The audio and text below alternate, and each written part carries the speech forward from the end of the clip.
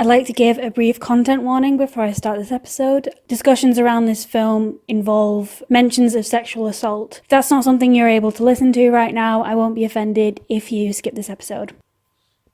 Hello, my name is Amber. Welcome to You Look Like a Badger, a monthly podcast where I discuss queer cinema. It is October, officially Halloween month. The theme of this month is titled It's Underneath Your Skin. Surprise, surprise, I am discussing queer horror and the second cheerleading film in a row for this podcast. So you're being severely treated.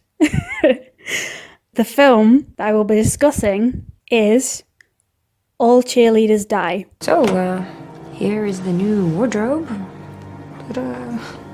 I cannot believe the kind of money these chicks drop on clothes. Physical stuff I can handle. The hard part is going to be pretending that I actually like those dumb bitches. Like that dipshit Tracy. Acts like she's all sad, but then jumps on Terry's jock before Alexis is even in the ground. It's classy. And Terry. Mr. Big Bad Wolf himself. I'm gonna ruin your perfect little senior year. All Cheerleaders Die is a 2013 supernatural horror directed by Lucky McKee and Chris Sivitson, centering on a group of teenage girls as they try to handle high school, boys, and an unquenchable thirst for human flesh. Painfully underrated and possibly misunderstood, the film manifests queer desire in a visceral way, whilst at the same time depicting the way young men will band together around their friends' violent actions towards women. It's a film that doesn't take itself too seriously, and its more brash moments are what make it so memorable. This film is not well liked or respected by anyone really, except for me. So on Rotten Tomatoes, it has a 48% critic score and a 34% audience score. Officially the lowest score of this podcast so far. On our Letterboxd, it has a 2.8. But when I went through reviews, I found that many people really liked it. So it very clearly has like a cult following, and even if it's even if it is one of those followings where it's so bad it's good, I think there is something about horror where it's very easy for even the films that are considered bad to find their audience. Here are a few of some reviews I got from Letterboxd, just so we can see what the general opinion about the film is. This first one is by user Krit, and they simply say, Jennifer's body's gayer cousin. And I think in my first review of this film, like when I watched it back in 2020, I said in the review, if you liked Jennifer's Body, you'd like this too. Jennifer's Body is more well respected, but I think there's a lot of similarities. I do think it's fun that Jennifer's Body has become like an arbiter for teen girl horror because it's a good film. User Sawyer says, film was invented only so movies about gay cheerleaders killing men could be made. There aren't enough films about gay cheerleaders, I don't think. There aren't enough films about cheerleader horror. I have tried to find a few. Unfortunately, it's not a well-respected subgenre, which I find very offensive. This last one is by user Kim. They say, a gay cheerleader movie with a lesbian goth Wicca. They kill men and kiss girls. No other movies need to be made ever again. This is it. So I have a list on Letterboxd called Oh Wow, a film made just for me, and I think this was one of the first films I added to it specifically because of all those elements. I think there's something about it that's really compelling, and I think I'm going to discuss it more in detail in the spoilers section. But it has so many really interesting elements to it. Many people would argue that they don't necessarily come together. I'm not one of those people. But there is something about it. And I kind of resent the fact that horror doesn't get talked about seriously, particularly what's considered bad horror doesn't get talked about in a critical way. I was going to say this later, but I'll say it now. It was so hard to find like critical readings of this film, which is annoying. I know it's not like a very popular film. Even amongst like horror audiences, there are so many films that get discussed over and over again, and there was practically nothing about this film. I found very few things, whereas with pretty much every other film that I've discussed, I've been able to find a significant amount of people doing analysis on it, or, you know, talking about it within terms of genre. I've only been able to find a few things, which is annoying, but I do like being a trailblazer. And if I'm one of the first people to like really dig into this film, then, you know, I'm happy to do that. I really like this film, and I want to give it respect by talking about it in a critical way, which is what I'm going to do for, you know, every film that I discuss. This is a very long way to say that I'm annoyed that there isn't more analysis of this film, because that would have been very useful. Anyway, here is where I'm going to give my spoiler warning. If you haven't seen the film and my impassioned speech about how it's actually a good film convinced you, and you wouldn't want it spoiled, what I would recommend is you pause this, you go watch the film, and then you come back and you listen to me analyze it. It is very important that you come back. Like, don't just leave, watch the film, and then go make some toast. You have to come back and listen to the rest of the episode, otherwise it doesn't really work. This is official spoiler warning. I will be spoiling the film from now on. This is the most dangerous sport in American high school, bitch. More dangerous than football? More catastrophic injuries per student. If you didn't listen to my last episode, where I discussed But I'm a Cheerleader, in that episode, I talked a lot about gender and the gendered expectations of cheerleading specifically. And I think it's really interesting that this film has like a really similar idea. I know this is hard to believe, but it's a lot more blunt about it in this film, despite the fact that But I'm a Cheerleader is a heightened satire that's really silly on purpose and is making fun of gender roles.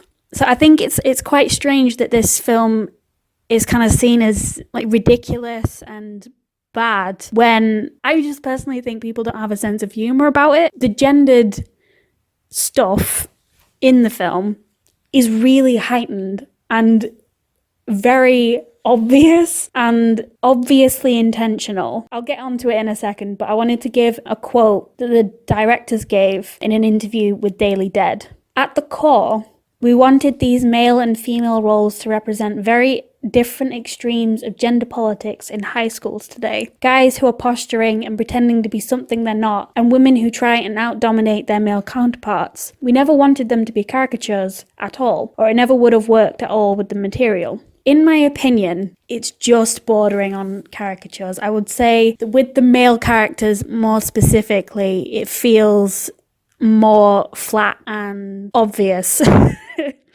I understand what they're saying, and it does seem that they were trying to make a point, but I think to argue that it's not like campy and over the top is maybe misunderstanding how these roles are being played out. One of the first things that we learn is that the cheerleaders refer to themselves and are referred to as bitches, and the American football players are referred to by themselves and by everyone else as dogs. So immediately we set up that there's a hierarchy and there is this feeling of domination immediately, and animality, which feeds into, you know, the cannibalism later on. There is something there, almost as if they're in their own separate world away from the school. They're on like a whole different level from everyone else. So at the top, you've got the dogs, and then you've got the bitches, and then you've got everyone else at the bottom, and they live in their own like world. It is a very like isolated film. We don't really hear much about the homework that they have to do, or, you know, friends they have outside of what happens in the film. We don't get a sense of the school much outside of the group that we see on screen. It's a very concentrated idea of gender, there is this rivalry set up. So first it's done with the camera. When they're first doing like training, we see like alternating shots between the cheerleaders and the players, and they're both doing like sports things. Like the girls like flipping around and dancing aggressively, and then the boys are like slamming into things. And because they're alternating, they're juxtaposed with one another. It's seen as like a clashing, like a very, like there's tension there that's not being resolved. The film opens with the death of Lexi, so we can see that as like the first kind of unresolved issue. The second would be this kind of unchallenged gender dynamic where one is seen as a sport and the other is seen as like something silly that girls do because they want to sleep with the football players. And the entire film is kind of taking a forceps to that and forcing it like wide open.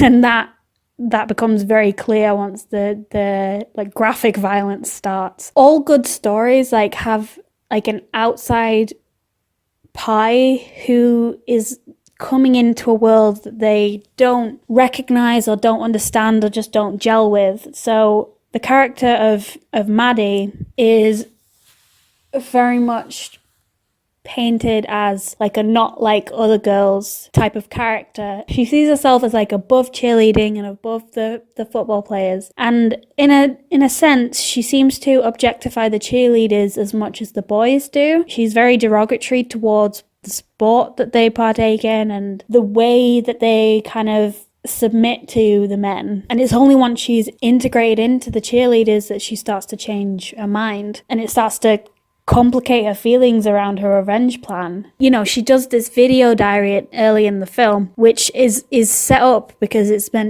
gonna come back and bite her in the arse, where she's just insulting the girls, making fun of them, talking shit about Tracy, about how she got with Perry far too quickly after Lexi died. And it's this specifically, this break in solidarity, this desire to be seen as other than feminine or other than a teenage girl that drives them apart, because she sees herself as like above these practices. Towards the end of the film, when they find the video diary, it causes like a break and it causes everyone to like run off and separate when they should have been just staying together, because otherwise Terry wouldn't have gone around killing everybody. If they'd had like, you know, strength and they'd managed to stay together, then they would have been a lot stronger. The conclusion the film kind of comes to is that teenage girls face a lot of scrutiny, and this often manifests in violence. And I don't think it's violence that's taken very seriously, which I think is why it's important that the main characters are cheerleaders, because I don't think people take cheerleaders very seriously either. So both Maddie and Tracy experience violence at the hands of Terry and the other lads, and nothing is really done about it, which is why this kind of vigilante justice takes place, which itself is kind of accidental. It's not something that was planned out. The way the magic ties in is because, I mean, the non-magical world did nothing to help either of these women. So, and it's specifically because of the way these teenage boys are taught to see gender and women as an extension. So I think cheerleading itself becomes, it's almost like a radical thing to take cheerleading and legitimize it with this kind of story. I know it seems like just like a silly, campy film, but it is true that I think like even myself probably in the past have thought of like cheerleading as not necessary or not very difficult. I mean, you're throwing people in the air, and I think, you know, is that kind of old age thing that when women are good at something, it's obviously because it's not actually that hard and it's not that important either. I think that's just is something to consider when you're making a story about cheerleaders in this way. It makes the story worth telling, you know. By telling the story, you've legitimized the meaning behind the sport. This is you. This This is somebody close to you. This is somebody close to them. Does it sound right to you? What do I do now? Clear your mind and focus on what you want. Anything I want? As long as you're prepared to deal with the consequences. Consequences? Like what? Okay, say, the mother of a soldier makes a wish that she wants her son back from the war, and she gets her wish, but her son comes back in a body bag.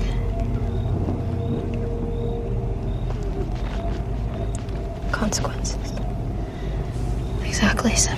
Let's talk about gay shit. When you grow up queer, when you grow up like a queer woman, and you have mostly female friends, some of the time what happens is you feel like very close to people and you don't even really realize what that means, particularly if you don't really realize your queerness. There'll be like this unspoken thing where you're like very, very close with a female best friend, and then they'll get another friend or a boyfriend and you'll be like, no, no, I don't like that. Why do I feel like I've lost someone? Why do I feel like I've been like broken up with? That's a really unique experience. I think it's like quite interesting the way this film manages to do it like twofold. So we have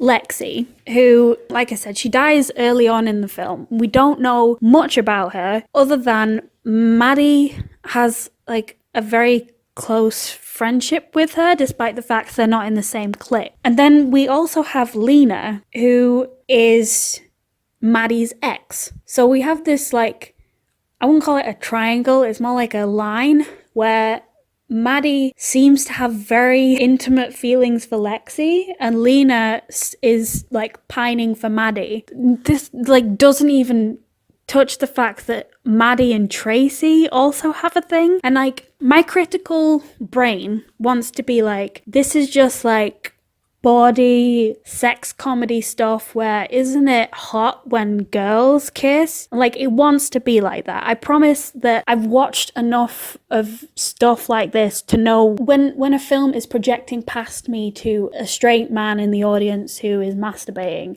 you know? Like I can usually gauge when a film isn't made for me. Okay?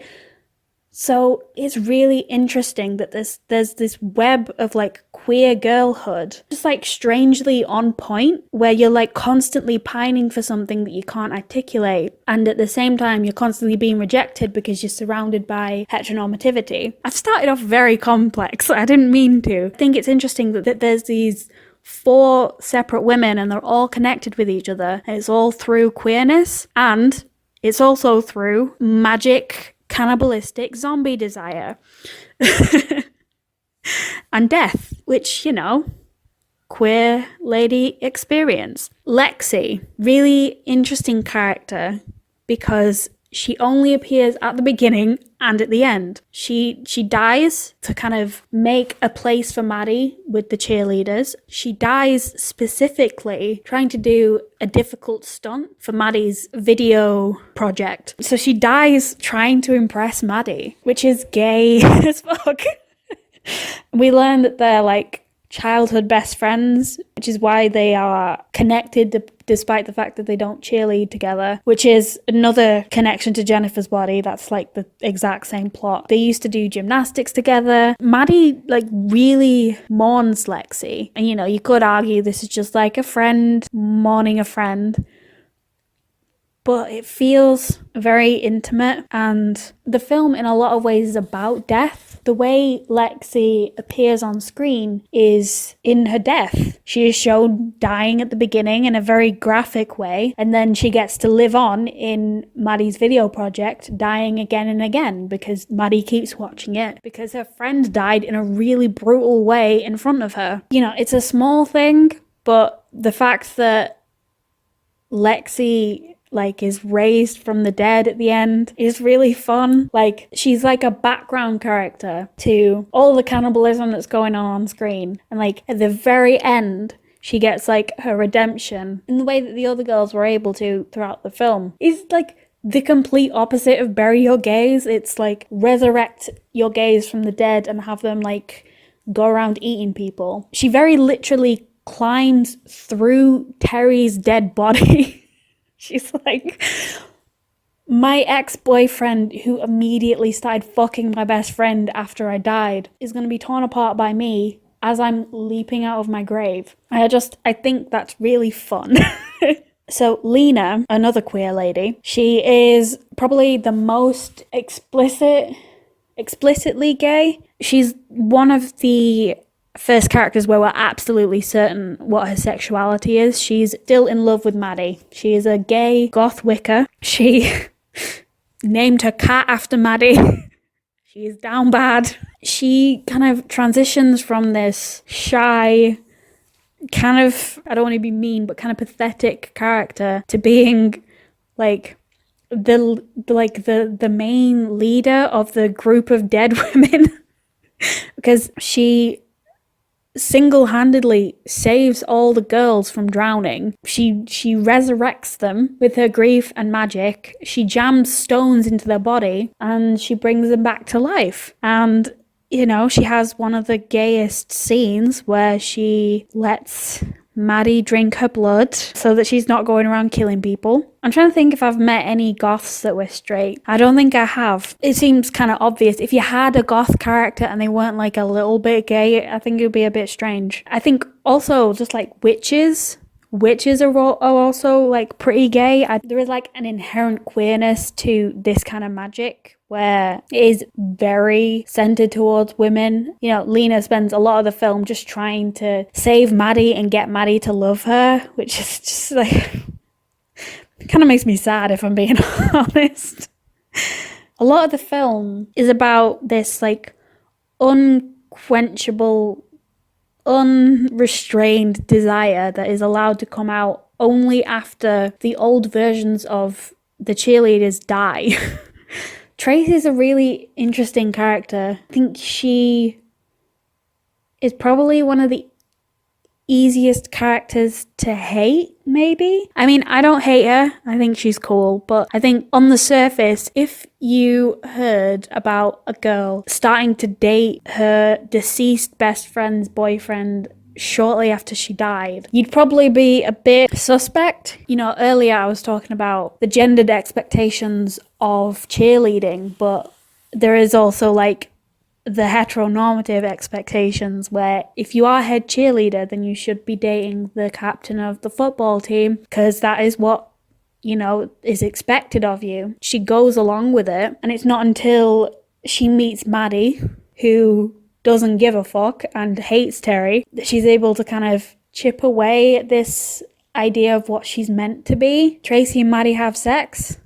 It's like intimate and off screen, actually. Like, it definitely could have been more graphic, and it wasn't. Once, unfortunately, like the sex itself becomes like a prodding point for Terry rather than like an intimate expression of queerness. I think there was probably some of it being just Tracy looking for something intimate and nice. It becomes like the trigger for the events where all the girls die because she starts taunting Terry, and then terrible things happen because he punches her in the face and then drives her off the road and drowns her in the lake. After death, she becomes like really free, and she kind of just doesn't care anymore. She's one of the first people to like walk across the street and start eating the neighbor. So there is something about this like cannibalistic,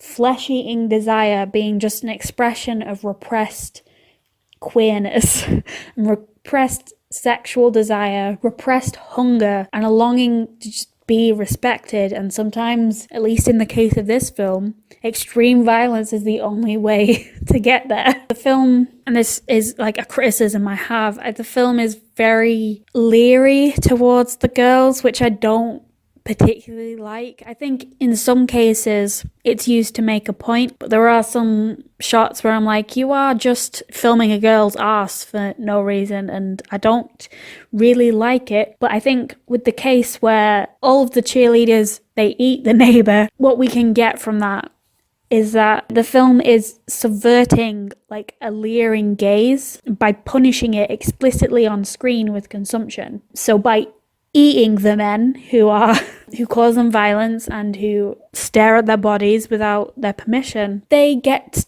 dead, they get murdered, and specifically get eaten. And, you know, then that power, that flesh, that blood is transferred into the girls, and they use that to get stronger. I don't know, I feel like I should tell you something, but you just seem so happy. Jesus. Okay, now you have to tell me. Okay, well, you said that you and Terry got together on the last day of school, right? Yeah, why? It's just, I saw him and Cassie Decker together at the late 4th of July weekend. Cassie Decker? What's wrong with her? Can't you just find some college guys? Tracy, there's only one person to blame for this. No buts! He cheated on you. He's an asshole. We couldn't talk about this film without talking about predatory men. You know, if you were straight before, you won't be after watching this, because the men in this are cruel and predatory to the point of absurdity. I said in the beginning that it is very heightened, and it is like kind of self-aware about how ridiculous some of the characters act, particularly Terry, who's like very extreme. But I think there is something to this like male camaraderie where they benefit from this hierarchy, so they won't stand up to acts of violence like Tracy getting punched in the face or Maddie's sexual assault, because it will rock the boat and it will change how they have to behave, and it draws attention to terrible things that they've done. And being complicit in misogyny is a lot easier and honestly beneficial for the group of boys in this film. Also in the real world too. Yay!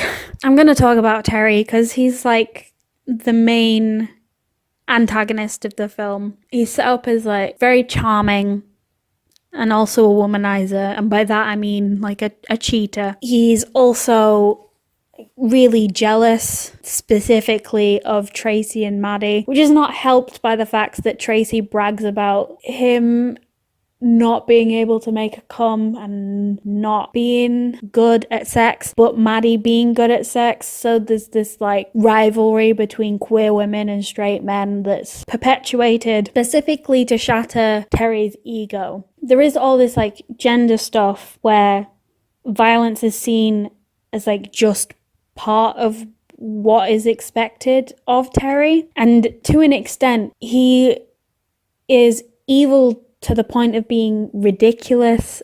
Like there's a scene where he's like putting sticks in bear traps. Why does he have bear traps? So there is this like heightened stuff about it, but I do think that it's probably worth talking about the fact that all of the girls in the film are white women and Terry is a black man, and how the racial politics of that make this commentary a lot messier than I think the directors intended. I can't know what was in their heart of hearts. I don't know if they set out to have a black character act this way, or it was simply colourblind casting and that actor was just the best person for the role. Really, I don't know if it matters, because the end result is you create a character who is a sexual predator and an abuser, and with that you have all of the racial politics of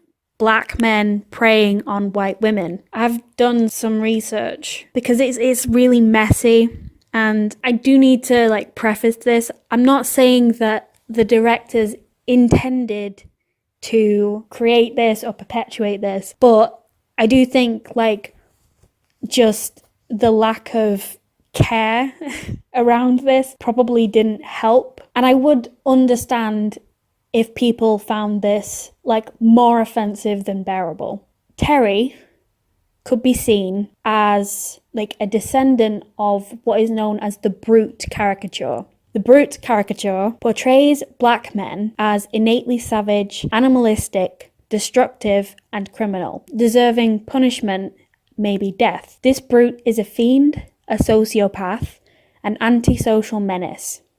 Black brutes are depicted as hideous, terrifying predators who target helpless victims, especially white women. During the Radical Reconstruction period, 1876 to 1877, many white writers argued that without slavery, which supposedly suppressed their animalistic tendencies, black people were reverting to criminal savagery. At the beginning of the 20th century, much of the virulent anti-black propaganda that found its way into scientific journals, local newspapers, and best-selling novels focused on the stereotype of the black rapist. The claim that black brutes were, in epidemic numbers, raping white women became the public rationalization for the lynching of black men. That is not me undermining the misogyny in the film that the film is trying to explore. What that is me putting into context things that the filmmakers didn't. Because if there was this knowledge of the way black men have been represented, then I don't feel like Terry, the actor who played Terry, would be black. It's very specific. And once again, I'm not stating that this was intentional, but both of the directors are white, and it was probably something that didn't really cross their mind. Sometimes with certain filmmakers, it seems like they can't explore two things at once. Because this film is so focused on depicting, exploring, and subverting misogyny, it doesn't seem to consider its racial politics at all, which is a failure, I think. It makes for an uncomfortable viewing experience. If you watch films with a critical eye, which I hope you should, it's not something that can be taken out of context within like American history. You can't just separate it out, which is why I think colourblind casting, if that was what happened here, was just a very bad idea. It is slightly offset by the fact that it is a comedy and that we're not meant to be taking Terry too seriously, but at the same time, I think that kind of mockery has always been baked into representations of black people. Unfortunately, it does kind of undermine what's going on screen. Like once it's something that you pick up on, it's kind of hard to not notice, which is a shame because I think the film is actually very good at exploring misogyny. It depicts it in an incredibly explicit way. You know, it's not like subtle or like drawn out. It is Terry calls Tracy a cunt and then punches her in the face. It's not like a blink and you'll miss it type of situation. He is a scheming, maniacal villain. There's no way around it.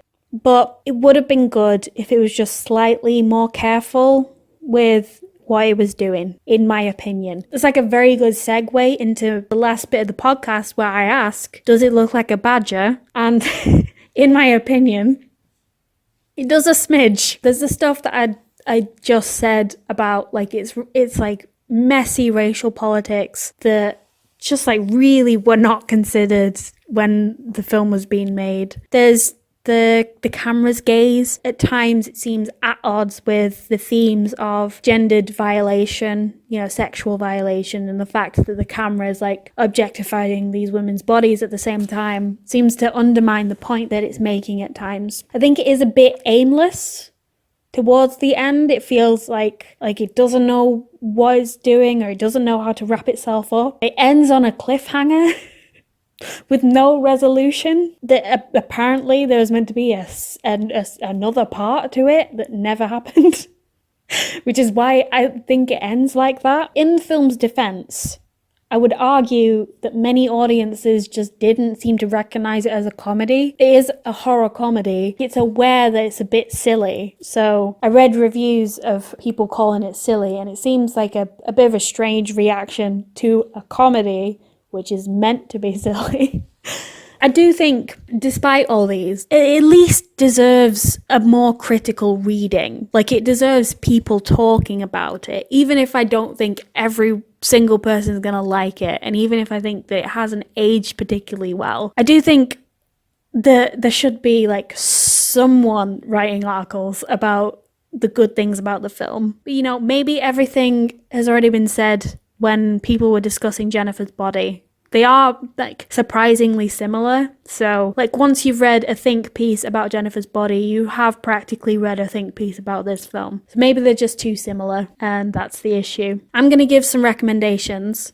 I'm not going to recommend Jennifer's Body because there is a very large chance that you've already seen it. So I'm going to recommend some films that I think are a similar level of controversial, but that I think probably deserve more attention / praise. So the first film is The Perfection. It's a Netflix original. It's about two musicians who went to the same school, and they're both fueled by jealousy, tried to undermine and destroy one another. There are many plot twists in this film. I'm not going to spoil any of them, but I'm going to give, like, content warning for sexual assault, mainly because that's not something I'd ever want to be surprised by, and it is, like, a significant part of the film. Be wary when you go into it. The second film is called Excision. It's another teenage girl horror. It's about a teenage girl who is obsessed with becoming a surgeon, and she kind of goes about her life trying to suppress her bloodlust. And I'm not going to reveal more than that. Thank you very much for listening to this episode. I should be back doing my next episode in November. The theme being I Bet You Can't Find Me, where I'll discuss queer mysteries. If you'd like to stay updated, please make sure to follow me on Twitter at LikeABadgePod and on Spotify, and subscribe to me on YouTube. If you liked this and you'd like to give me money, then you can donate to my Ko-fi, which I'll put in the show notes. All my sources are also in the show notes in case you wanted to read more. Thank you again for listening, and I hope to see you in November. Bye!